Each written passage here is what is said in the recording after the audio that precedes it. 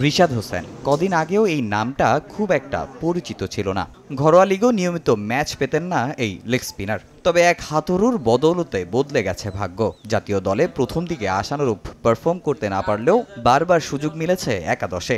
এখন এই রিশাদকেই ভাবা হচ্ছে বিশ্বকাপে বাংলাদেশের জন্য বড় অস্ত্র, যার প্রতিদান দিতে চান টাইগারদের এই তরুণ তুর্কি। সবারই স্বপ্ন থাকে, আমারও আছে। বিশ্বকাপে খেলা আমার জন্য অনেক গর্বের একটা ব্যাপার। চেষ্টা করব নিজের সামর্থ্যের সবটুকু দেয়ার। দলে আমি ব্যাটিং, বোলিং, ফিল্ডিং ৩ ডিপার্টমেন্টই অবদান রাখতে চাই। বিশ্বকাপের ঠিক আগেই টাইগারদের ডাগআউটে যোগ দেন পাকিস্তানের বিশ্বকাপ জয়ী দলের অন্যতম সদস্য মুশতাক আহমেদ। তিনিও লেগ স্পিনার হওয়াতে সবচেয়ে বেশি উপকার হয়েছে রিশাদের। তার পরামর্শ কাজে লাগিয়ে বিশ্বকাপে নিজের সেরাটা নিংড়ে দিতে চান ২১ বছর বয়সী এই স্পিনার। স্বপ্ন দেখছেন আসরের সর্বোচ্চ উইকেট শিকারী হওয়ার।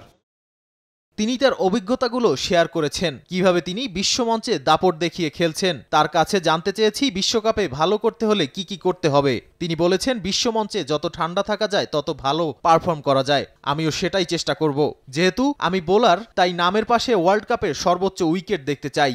শুধু বোলিং নয়, মারকুটে ব্যাটিং দিয়েও সবার মন জয় করেছেন রিশাদ। লোয়ার অর্ডারে তার এমন পারফরমেন্স বড় ভূমিকা রাখছে দলে। স্বাচ্ছন্দ্যে বড় বড় শটও খেলতে পারেন তিনি, যার জন্য নিজের প্রতি বিশ্বাস থাকাটা জরুরি বলে মত তার। যদিও নিজের ব্যাটিংয়ে এখনও অনেক উন্নতি করতে হবে বলে মনে করেন রিশাদ।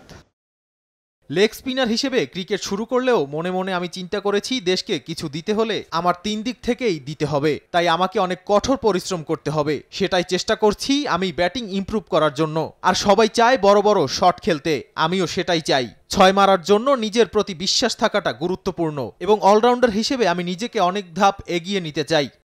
টি-20তে এখন পর্যন্ত ১৬ ইনিংসে ১৫ উইকেট শিকার করেছেন রিশাদ। আর ৭ ইনিংসে ব্যাটিং করে ১50-তে তার রান ৮৮।